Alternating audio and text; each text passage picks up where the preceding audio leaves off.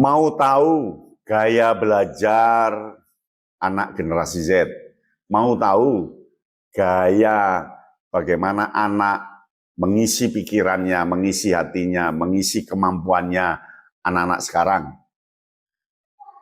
Dan gaya belajarnya beda dengan orang-orang sebelum generasi Z.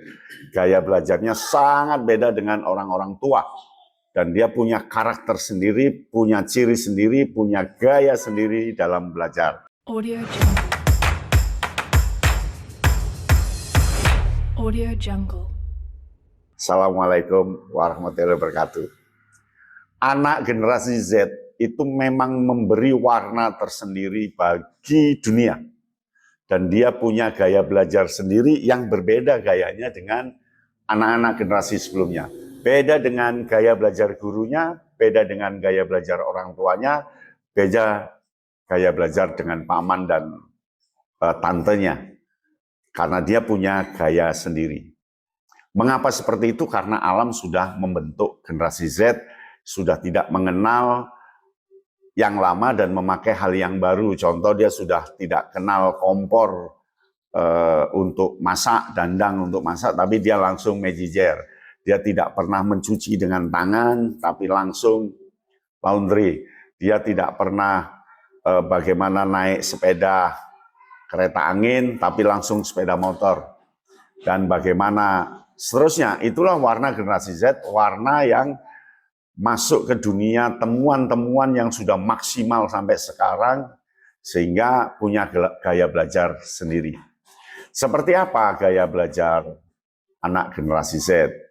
Gaya belajar yang kita kenali kan ada 3, visual, audio, kinestetis. Visual, audio, kinestetis. Nah, anak sekarang kinestetisnya lemah. Jadi gaya belajarnya tinggal visual dan audio, dan lebih banyak visual. Sehingga itu yang perlu diperhatikan. Ciri gaya belajar anak generasi Z, 1, dia mencari, bukan menerima. Perkembangan sekarang anak-anak belajar itu mencari. Dan mencarinya tanpa kita kontrol, karena langsung Google, langsung GPT, AI. Dia mencari, terus mencari. Bahkan sambil makan terus mencari dia. Jadi mencari. Menerima itu artinya di generasi lama itu duduk menerima informasi dari orang lain. Kita duduk diam menerima informasi. Tapi anak sekarang enggak, dia mencari. Maka ketika ngajarkannya di kelas itu seperti orang menerima, menggurui, ceramah, enggak diterima oleh anak-anak. Jarang masuk ke anak-anak. Begitu juga orang tua ketika dia menasihati terus-terusan enggak akan digubris.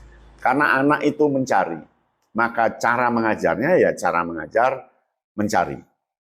Gaya kedua, uji coba benar salah. Bukan selalu benar. Jadi anak-anak sekarang itu selalu menguji coba sesuatu. Menguji coba membuat gambar, mendesain gambar. Ke kiri, ke kanan, pindah lagi. Dan dia memoto itu bisa sampai 20 kali untuk diambil 1. Jadi dia sering uji coba untuk salah benar, bukan hanya yang benar. Karena memang peralatannya banyak. Coba lihat anak memfoto itu, dia bisa lebih dari sekali untuk diambil yang paling bagus. Jadi anak-anak itu sering treatment, sering melakukan uji coba. Benar dan salah, salah dan benar, bukan hanya benar saja. Kalau anak-anak lama kan uji cobanya harus menuju benar. Kalau dia enggak, salah enggak apa-apa, terus diulangi.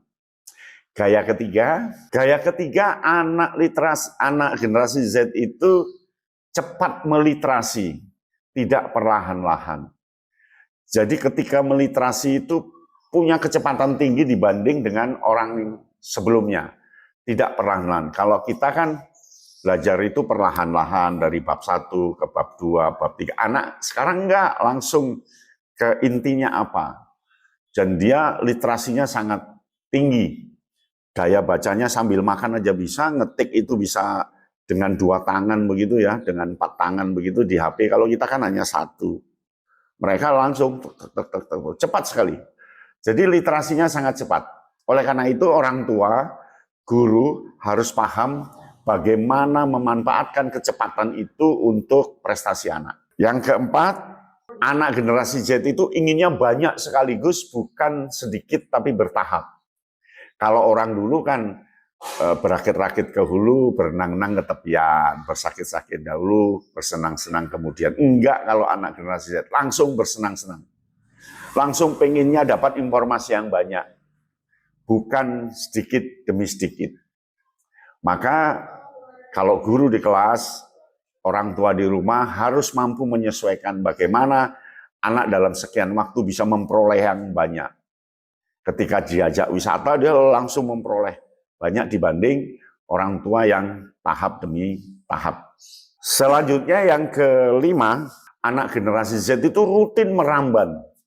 Meramban itu apa ya? Rutin masuk ke situs-situs, ke laman-laman yang ada di internet.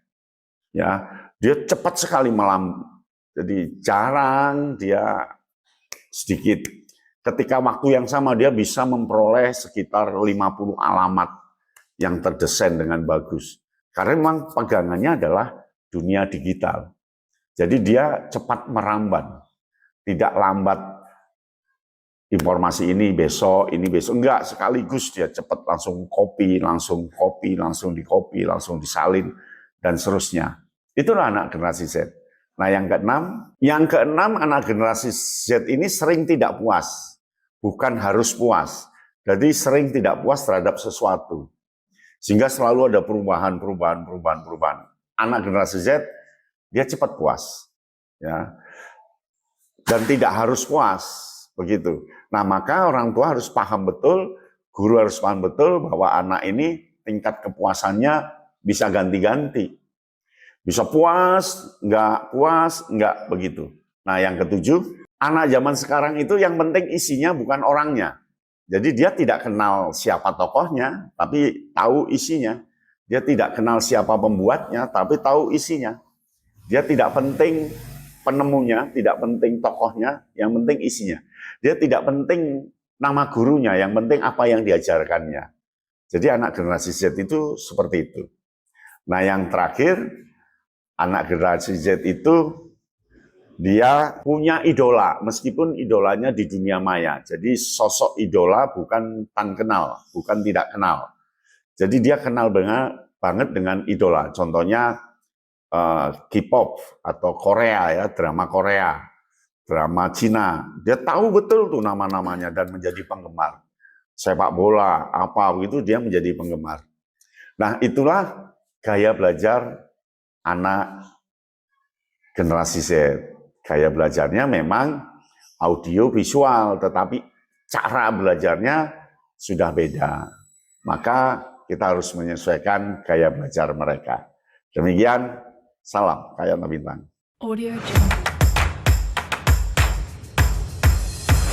Audio Jungle.